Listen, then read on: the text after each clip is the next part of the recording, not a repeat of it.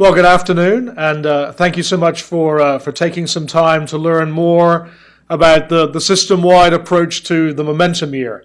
I think you know that over the last year or so, the University System of Georgia has really been trying to focus on ways in which we can enable many more of our students to be successful. And so this momentum year approach, this data-informed momentum year approach at each of our 26 schools is really informing the ways in which we're doing that together.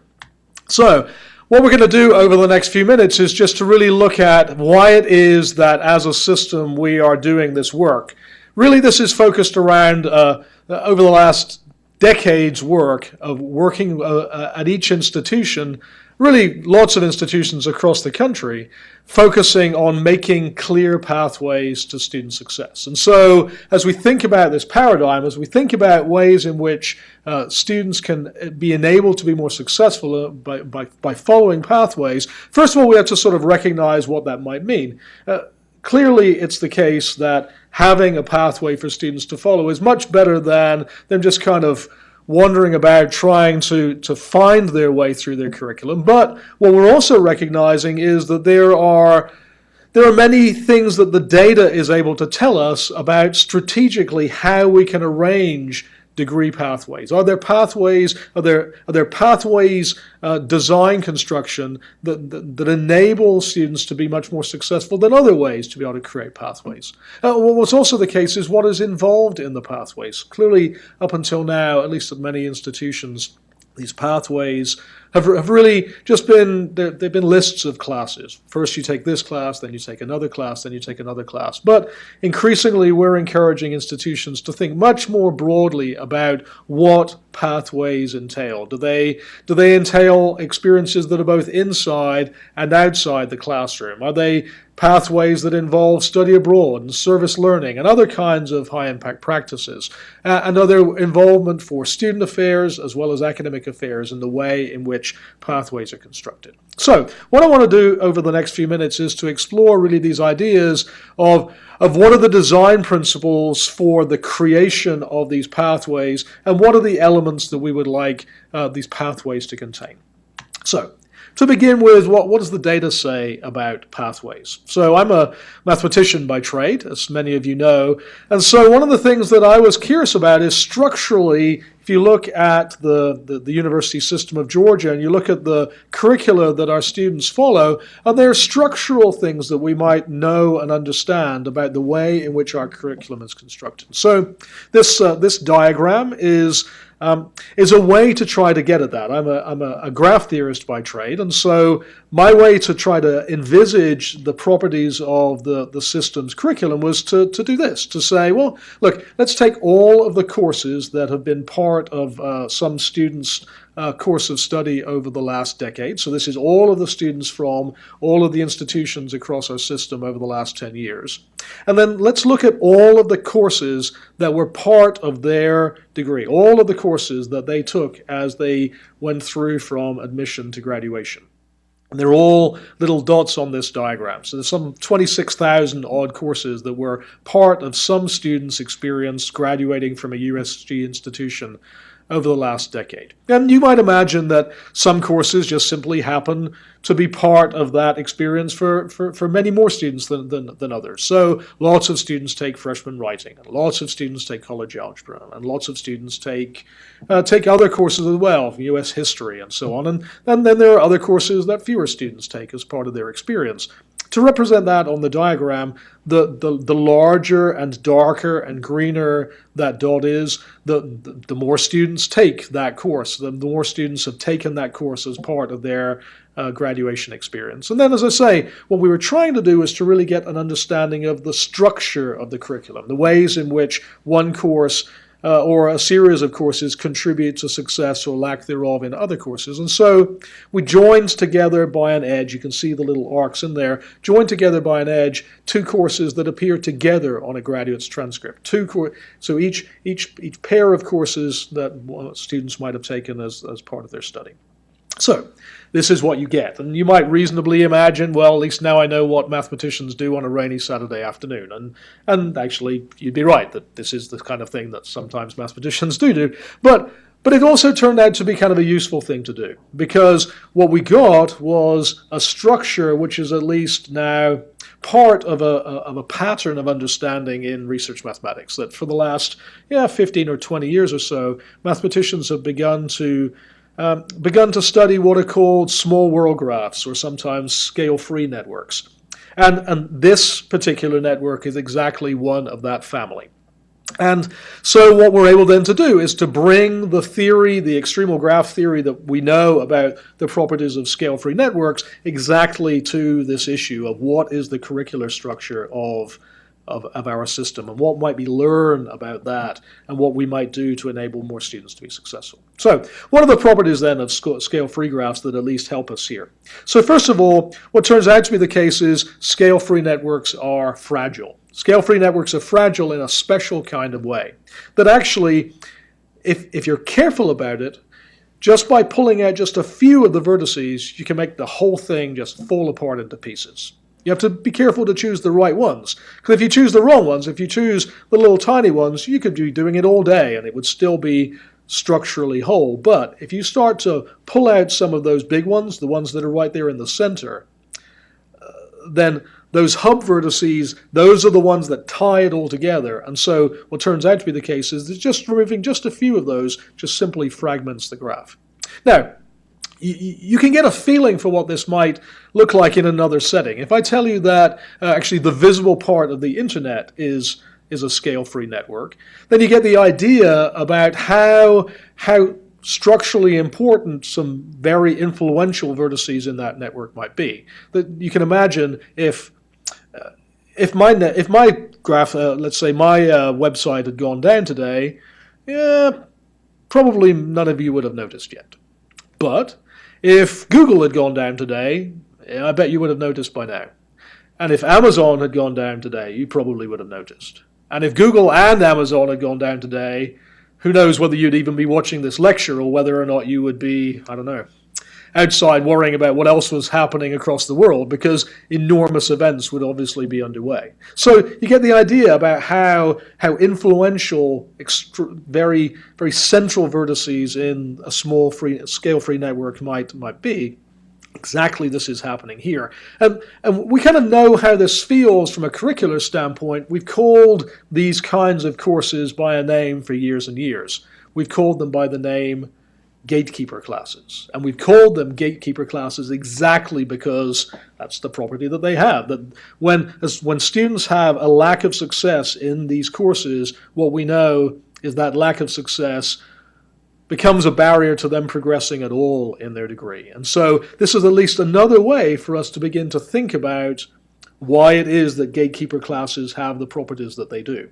Now, what's interesting is that as well as getting an insight into what we already knew, this idea, this extremal graph theory around scale-free networks infers something that we may have suspected but perhaps didn't know, which is that the opposite is also true. That one of the other properties of scale-free networks is that phenomena diffuse across scale-free networks in a very powerful way.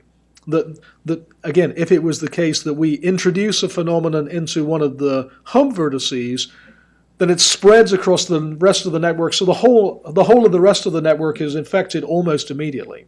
So we might understand that, sure enough, if we introduce lack of success into one of these gatekeeper classes, then sure enough that translates to a lack of success overall. The whole curriculum falls apart. But it also infers that if we were to introduce success into each one of those courses, then we would expect the rest of the curriculum to feel that success and to be influenced by that success. And so that's what we initially want to explore, how it might be that we can use that insight to improve student success and completion. Now, not going to surprise you that math and English are right there in the heart of the curriculum, so the Kevin Bacon of curriculum, if you like. So let's think about what that might look like. See if we can understand how success and lack thereof in just those two pivotal courses, English and mathematics, how they then go on to translate to success or lack thereof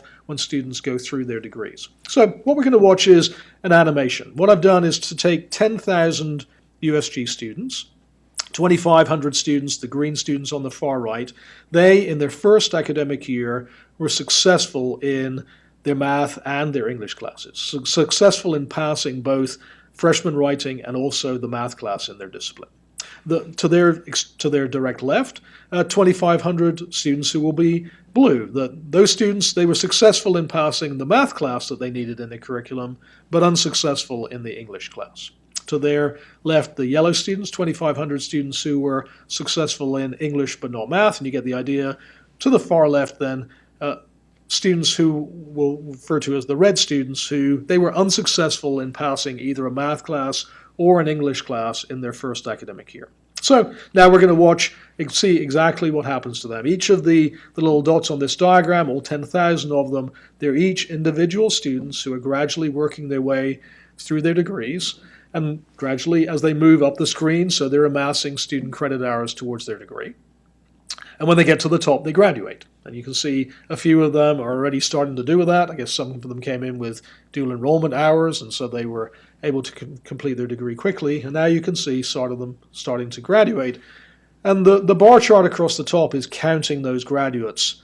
So we can see to what degree having success in math or English then translates to success overall. And now what you can see is, well, my suspicion is that you expected there to be a difference, and you were right, that the green students would be more successful. My suspicion is, though, that you were probably not expecting the green students to be literally twice as successful as the blue and yellow students. And those blue and yellow students were 5 times more successful than the red students. So there's a 10-fold factor difference between the students who were unsuccessful in math and English in their first academic year and the students who were successful in their math and English in their first academic year.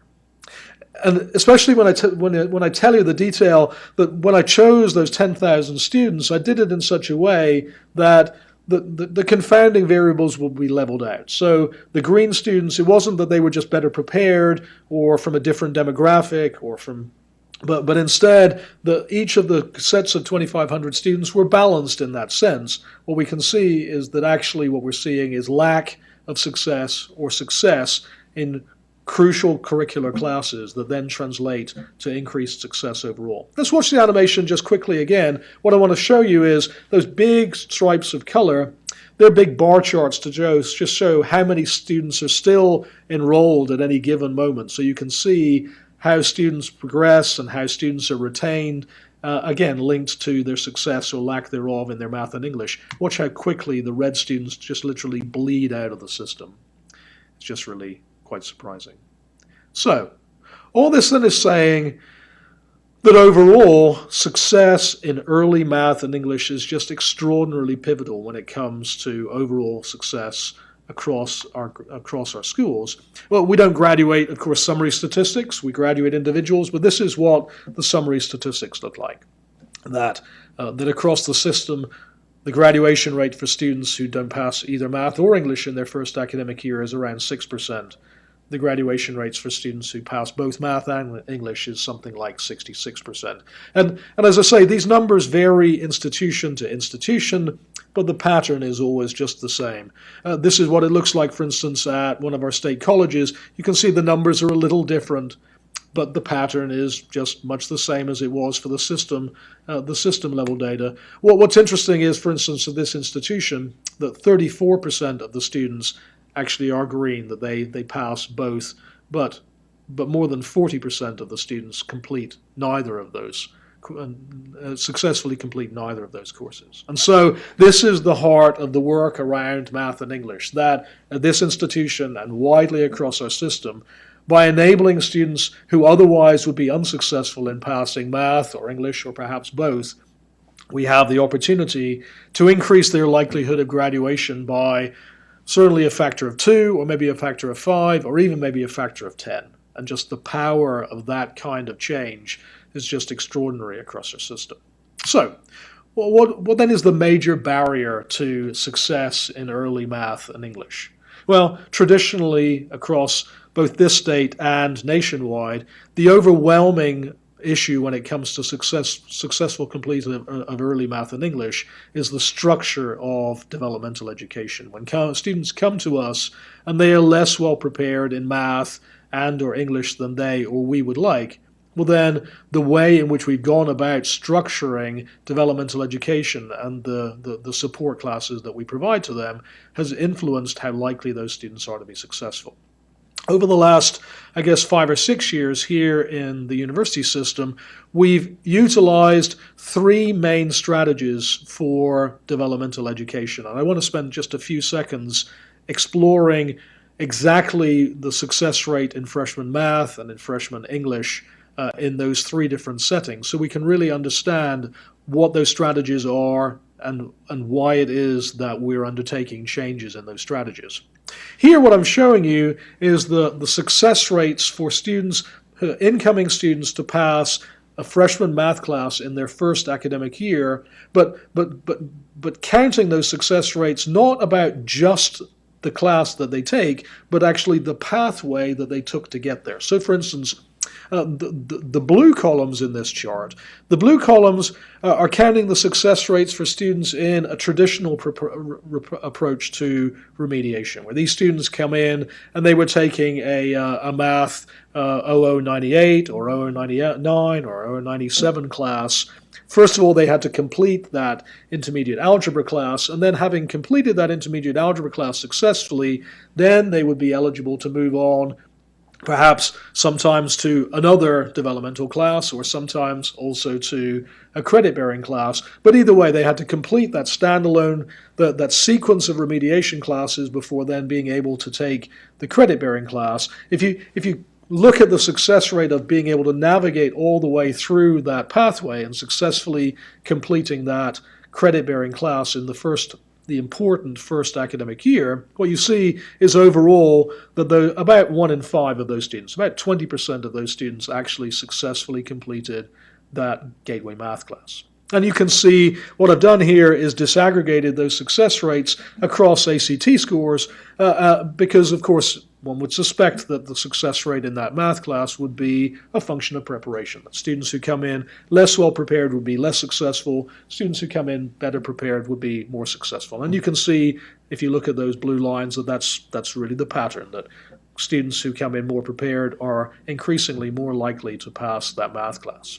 But even at the peak point, we're still looking at far less than half of those students being successful, and overall, system-wide, looking at, as I say, around 1 in 5, around 20% of those students being successful. More recently, over the last 3 or 4 years, institutions have employed a different approach, which we called the foundations approach.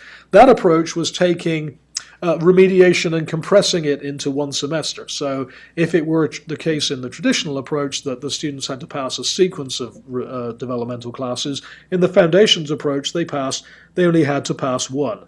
And you can see that the green columns represent the data for that approach, again, across all of the institutions that utilized that, and there are many thousands of students represented here. But over the academic years from 2015 through 2017, what you can see is now that 20%, by utilizing this different structure, increases to basically 30%. That we get, about a 50% increase in success rate, which is certainly very welcome.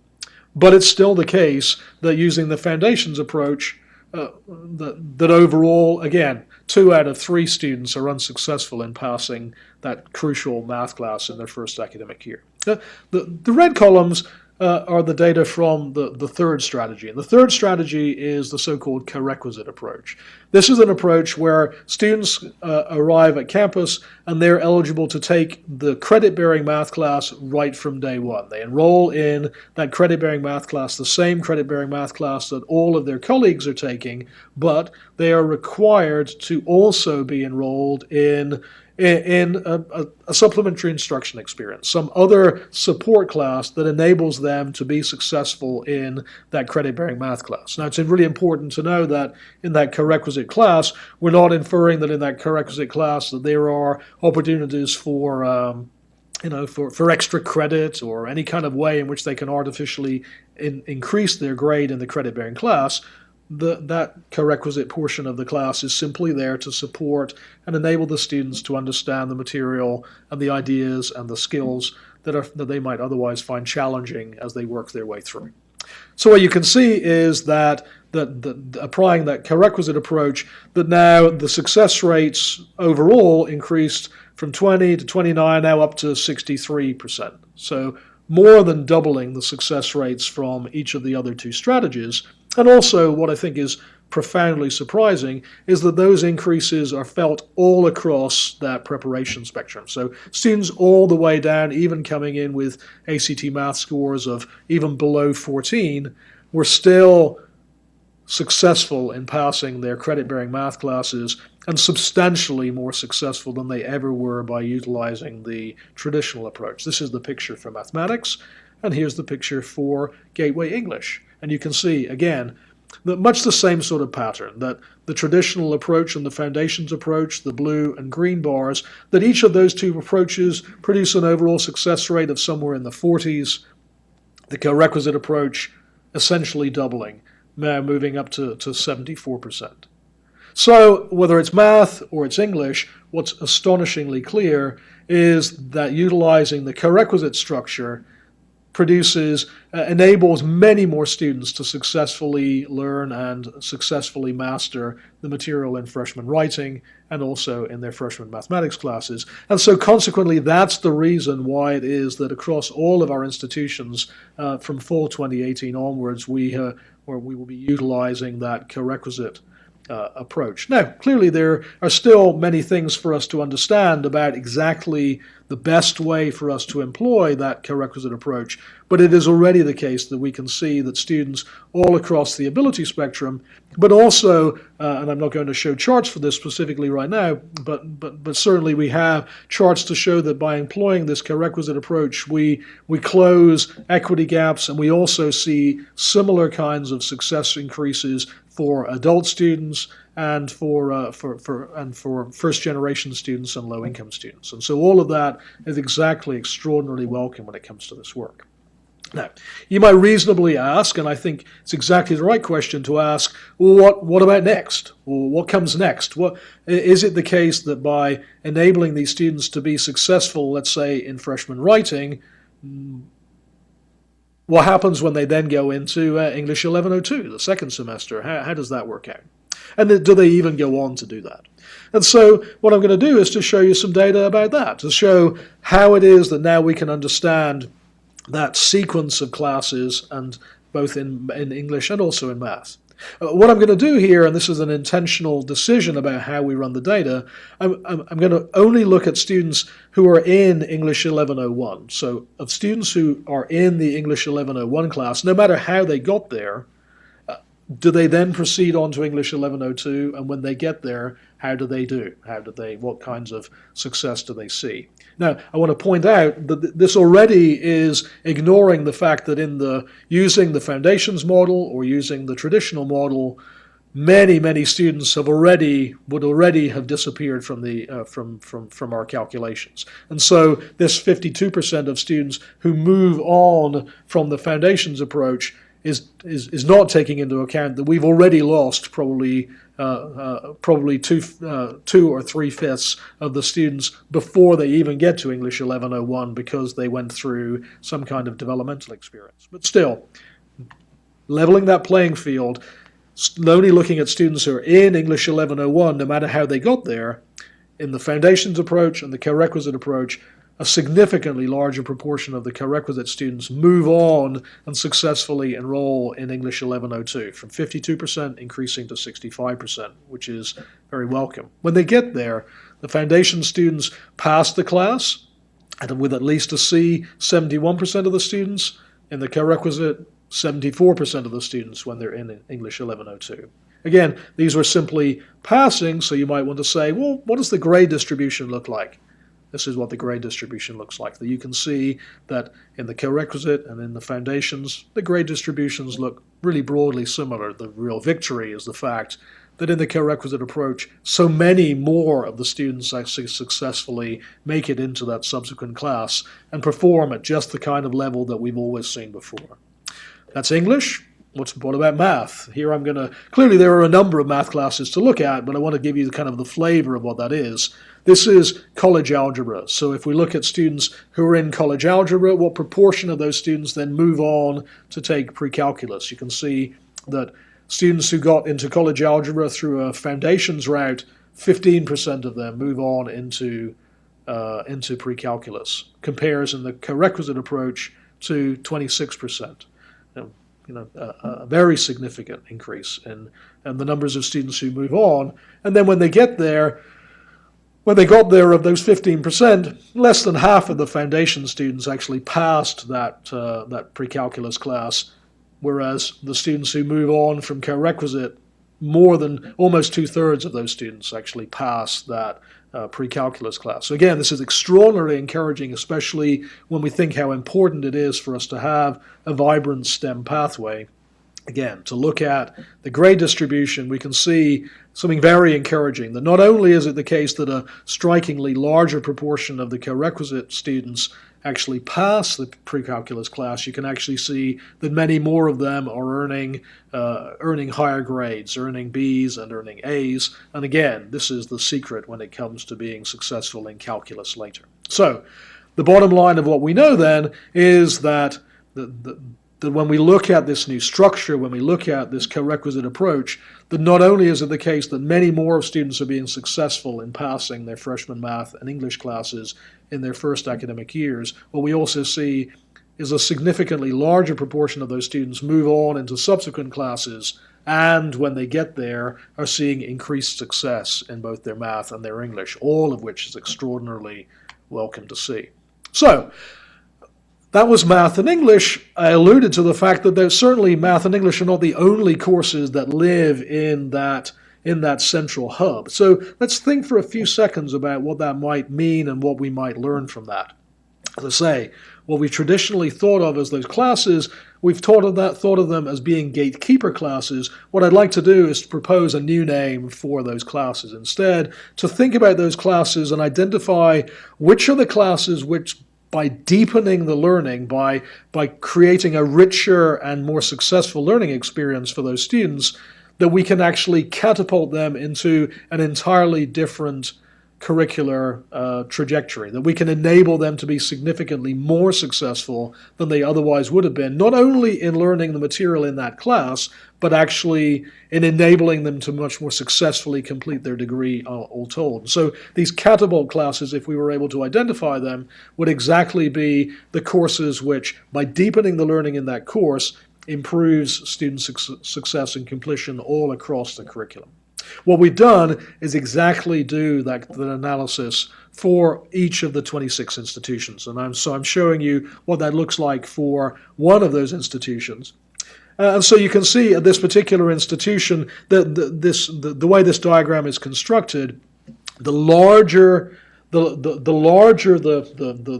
bubble, the greater the impact of improving and deepening learning to overall student success and completion. So you can see here freshman writing and political science and freshman psychology and college algebra. Each of those courses strategically create a very large impact on the curricular life of the students at this particular institution. So we've used this tool exactly to choose which courses are part of the G2C the G2C cohorts 2 experience at each institution, choosing these are the courses which teams of faculty can then investigate what are ways in which we can deepen learning and improve overall success for the students who are taking that course, not only to master the material in those particular courses, but knowing that improving student success and completion in those courses actually improves student success and completion across the entire curriculum.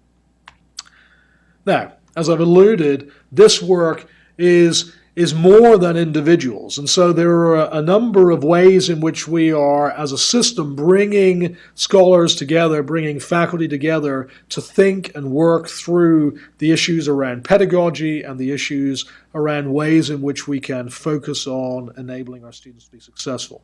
This year, we asked campuses to nominate Chancellor's Learning Scholars, and so we had 4 faculty members from each institution who were selected by that institution to be Chancellor's Learning Scholars. So more than 100 Chancellor's Learning Scholars that we identified. Those Chancellor's Learning Scholars then this year are all leading faculty learning communities at each institution. And so right now we have roughly 800 faculty all across the system who are involved in this large-scale conversation about how they can be part of enabling their students to be more successful. What are ways in which, by changing their pedagogy style, by utilizing different kinds of classroom instruction tools, high-impact practices, different kinds of strategies, what are ways in which they can be part and parcel of this Momentum Year approach.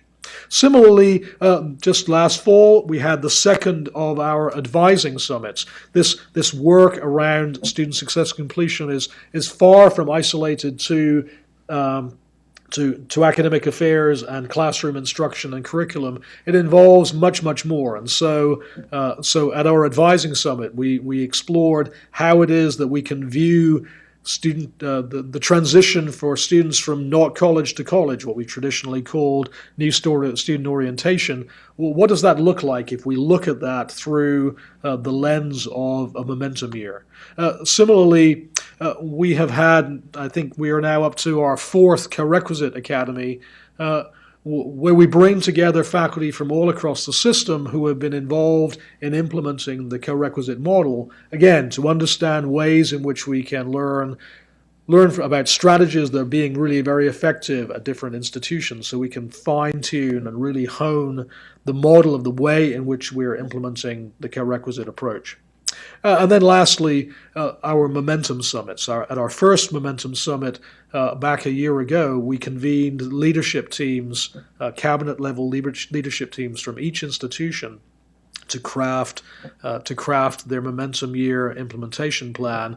At this Momentum Summit 2, which is coming up in just a few weeks' time, at Momentum Summit 2, those same cabinet teams will really look in depth at how it is that their implementation plans are proceeding, what are things that are still left to be done, what are strategies that they need to employ to finish that work out. But also we will be bringing together some 400 or 500 department chairs and deans to exactly explore how they can be part and parcel of this work. Not only department chairs and deans who deal necessarily with programs that are focused at first-year students, but also programs that are further down the curricular sequence. So it is the case and will be an ongoing case for us to bring together and learn from the expertise of faculty and administrators from all of our 26 institutions and ways in which we can bring that to bear. Now, I alluded to the fact that there were design principles that would have impact on overall success, and so far we focused simply on the curricular structure. What I want to do is to pivot to a different aspect, to think about what we now understand about the powerful influence that results from the way in which students understand themselves as learners and how they interact with the learning environment around them. So it may well be that you know that over the last 2 academic years we've done a large-scale academic mindset survey across all of our institutions. This year we had almost 15,000 responses from across all 26 institutions. And the students told us about themselves as learners, how it is that they interacted with their learning environment, how they felt about their studies, how they felt about the choices that they made about going to that institution and the degree programs that they were involved in. And then what we did was to then utilize that information together with then the academic information about how those students did in their studies. Did they pass their classes? Were they retained? What do we know about how the way in which they feel about themselves as learners influences, either for good or ill, the likelihood of their success? And what we see now is some powerful structures around that. And we understand now how extraordinarily important it is that students understand why it is that they're studying what they're studying, why it is that they're taking the courses that they are, and why it is that as they study the courses that they're taking, how those courses actually interact and come together to take them across their academic journey through their degrees. how important it is that they feel connected to their institution, that they feel belong, that they really feel part of the community. It's extraordinarily important that they feel that they are capable of learning the material. Maybe you're familiar with the concept of what's called growth and fixed mindset. And this is exactly pointing to this particular idea, that students who enter a particular classroom somehow convinced that people like them simply aren't able to learn that kind of material. Maybe you've heard of people saying, well, you know what, I'm just not a math person, or I'm just not an English person.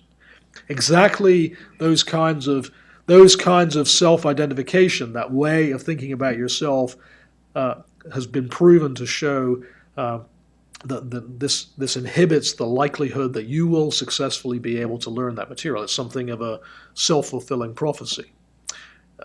What we know is, and we know it over and over, that when it comes to learning the kinds of material that one learns in college, that part of that learning experience is to wrestle with the hard concepts, and that wrestling is part of the learning experience itself. And yet somehow, if you have a fixed mindset, that difficulty, that struggle, is simply more confirmation that somebody like you just can't learn this stuff. And so it's as I say, really a self-fulfilling prophecy. Confidence interacting with faculty and staff. How crucial it is that we build strong relationships between our students and the faculty and staff who are involved in their education. Just think about how important it is if we believe, for instance, and I believe that we do, that undergraduate research is an extraordinarily important and very influential learning experience. What we also know is, well, how do you end up doing undergraduate research? Typically speaking, most people enter undergraduate research because they go up to a faculty member and say, can I come work in your lab? Can I come work on your project? Or can I be part of your theater production? Or can I be part of something that you're involved with? Well, you know what we know is that many students express a significant lack of confidence in interacting with faculty and staff. I'm not going to surprise you that lack of confidence is disproportionately true for first-generation students and for students of color. And so if we're committed to the power of those kinds of learning experiences and leveling the kinds of equity gaps that we see across our institutions, enabling students to have an increased confidence in interacting with faculty and staff is a crucial piece. The last, grit and perseverance. Yeah, sure enough, it really is the case that when the going gets tough, those with grit kind of hang on in there. And so it is the case that there's a connection between grit and perseverance and simply being retained in campuses. But that's less what I'm talking about here. Instead, it's reasonable to imagine that actually the students that we have, we already know that they're fairly gritty because otherwise they wouldn't be in college at all.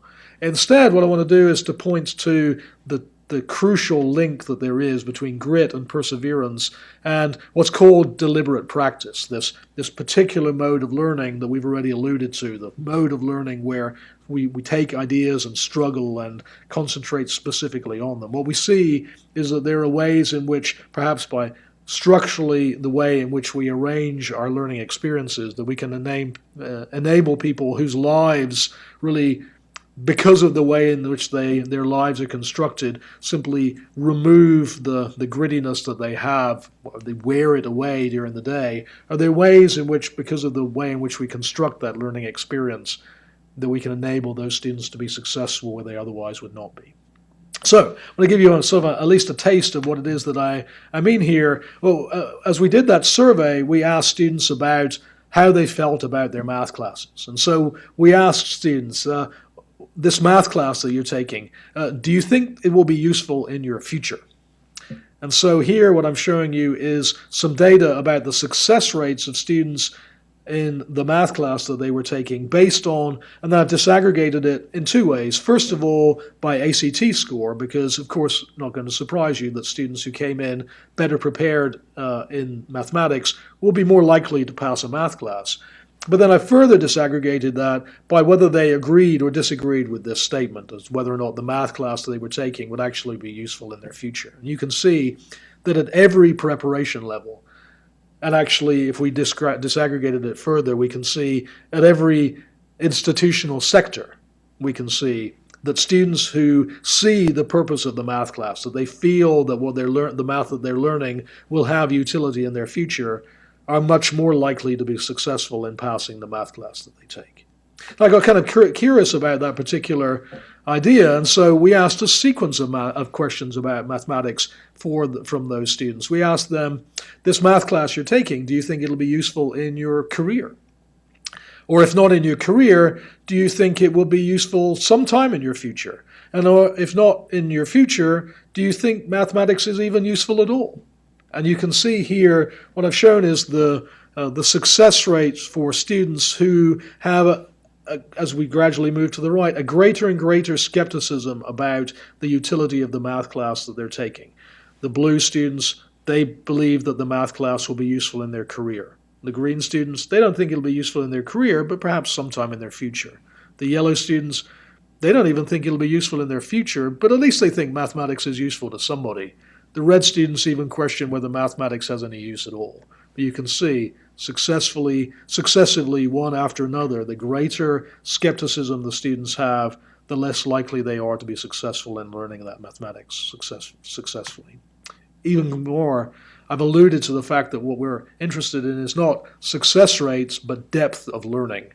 Not just simply passing the class, but the depth and mastery of the material. So, let's look at that here. What I have here is that same disaggregation, but now looking at the full grade distribution. And you can see as we gradually step through and lessen the skepticism about the utility of the material, so the success rates increase and the entire grade distribution shifts to the left. That those students who see the use of the mathematics are much more likely not only to pass the class, but actually to master it at a significantly greater extent.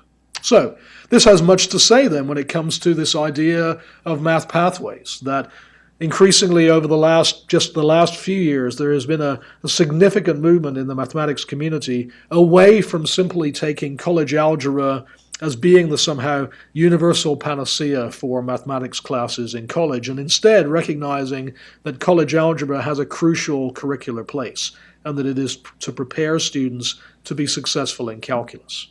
Instead, if students are not taking a degree program that involves calculus, then college algebra is not a course that has the greatest utility. Instead, taking a course in math modeling or quantitative reasoning or in statistics, much greater utility for students who are going in those different directions.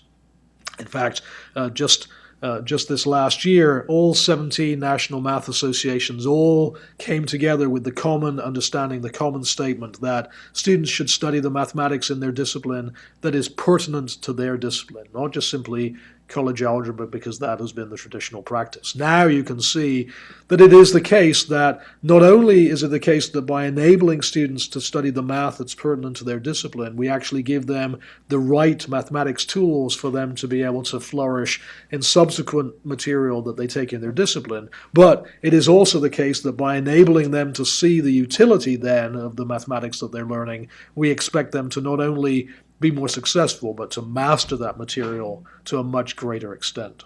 So, Math Pathways is an extraordinarily important part of the work that we're doing. So too, then, is this question about, well, so if I ask you, well, which math class is pertinent to your discipline, well, then I've inferred that you actually know the discipline that you're in. If I'm saying to you, which degree pathway are you following, well, then it's crucial that we even know what degree you're trying to follow. When we looked at this, the data was extraordinarily clear, that actually students who come to our institutions and they are undecided, more than half of those students actually drop out of college entirely before they even choose anything at all. And so what's then clear is the importance of creating some kind of a choice architecture, creating a way in which students who initially don't know precisely what it is that they want to do through their studies can understand, perhaps generally speaking, what that might be so that they can gradually focus their attentions on a particular discipline.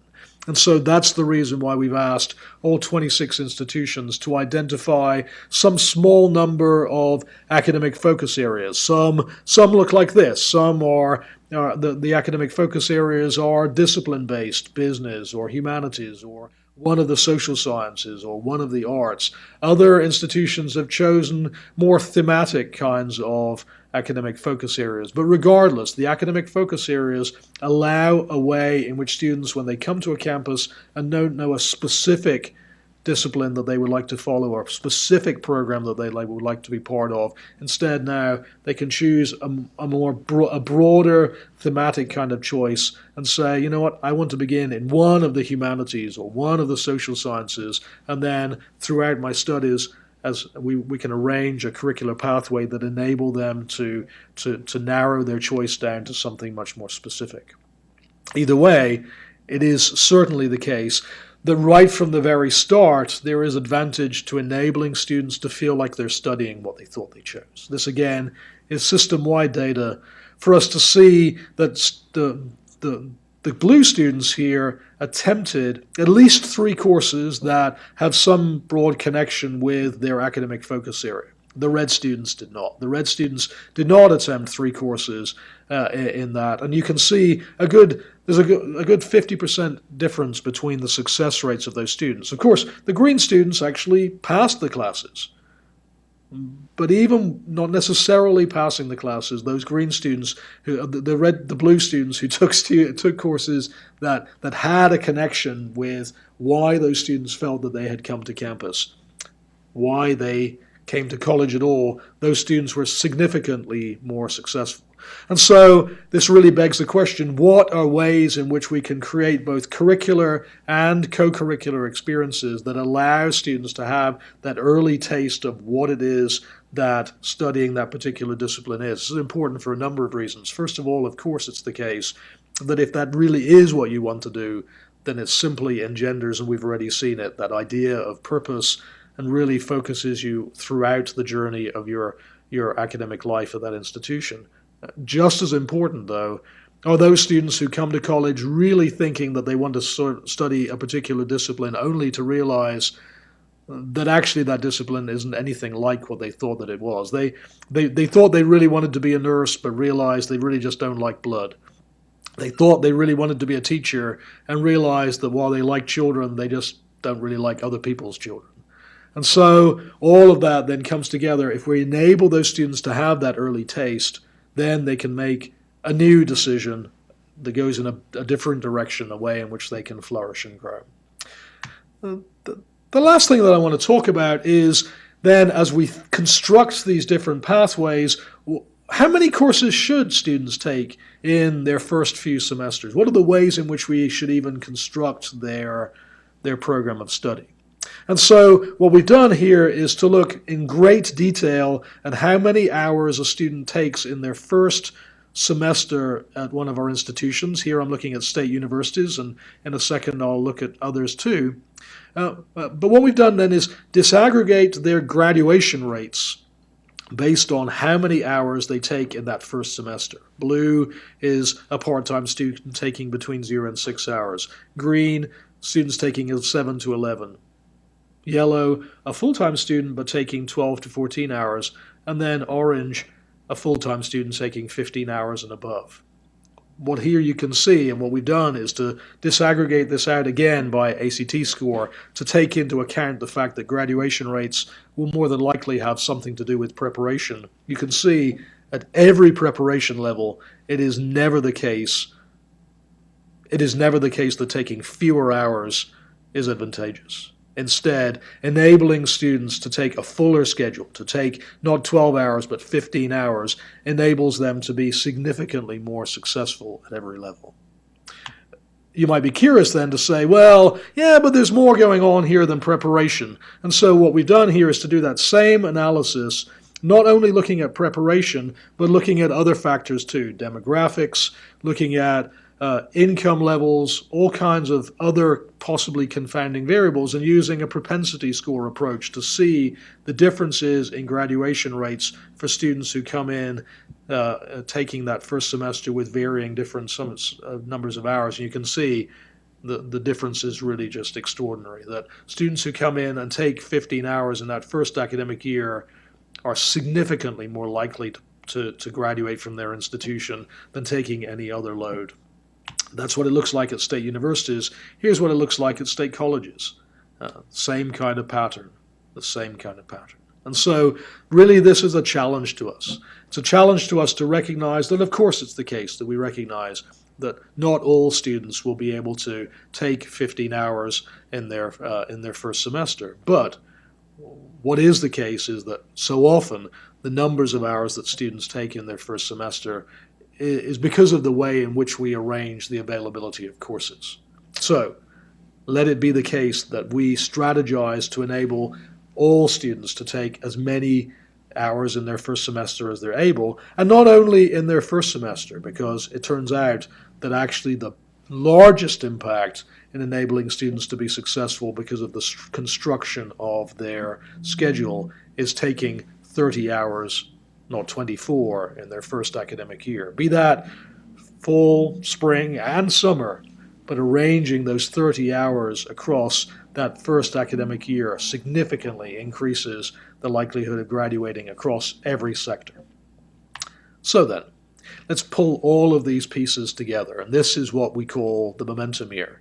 What I've shown you is how important it is that students make a purposeful program choice, that right from the very start, they aren't undecided, but instead are engaged to choose a specific direction for them to study as they work their way through their curricular journey.